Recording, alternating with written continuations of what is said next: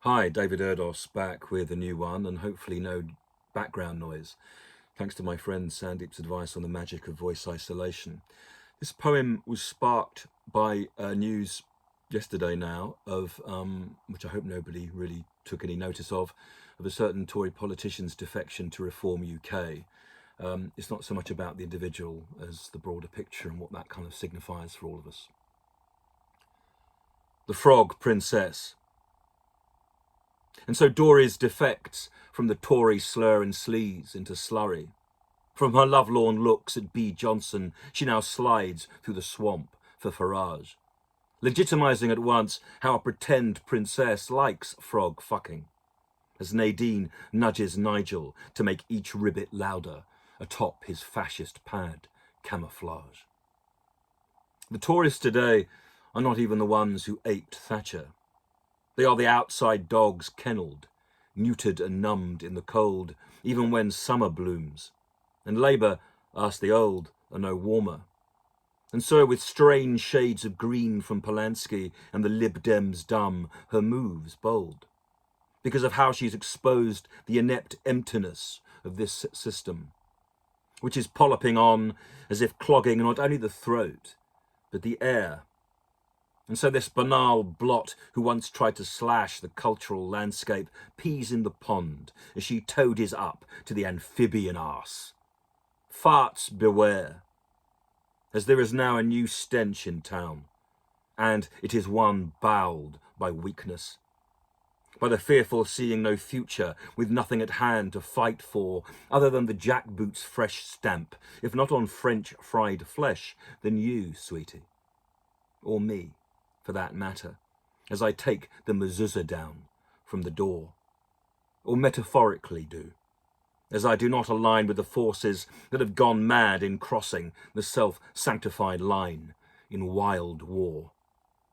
I can no longer say what I am, or where we are, in illusion, or else within the delusion that right is all there is now we have left.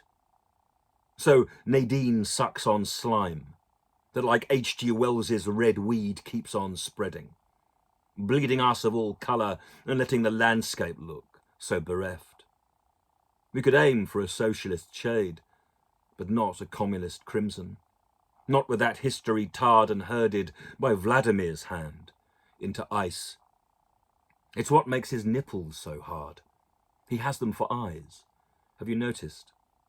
They are all so strange now, the shepherds, who place sheep not inside pens, but a vice that will control you and crush each sense-stung brain through the nostril. Sense as snot. Just imagine if belief were blood. We'd be bled, hanging up in our homes like so much meat gaining insects, which form the base of frog diets. So try to make friends with the spider and a pet of the ant, or play dead. For you will be morally so, if you bikini up for such bastards, and slip through the surface to offer yourself to the depths of what is dank and mind blank. This frog princess is mere algae, but the bacterium she's bought into can be found in the stalled milk and gall of the lady whose last name we know as Macbeth.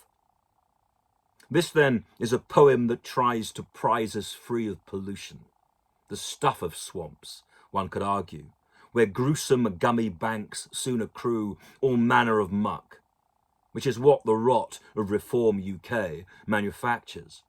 Their so-called morals are mire as they pass a poisoned tongue on what's true, and lick us all into place.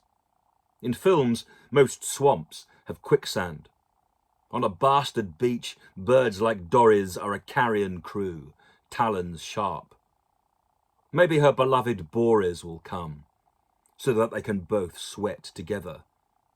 But it will be us who burn, underwater, to be fished out later by angels, who will beat only a sonorous drum. There's no harps. David Erdos, the 5th of September, 2025. For God's sake, go together.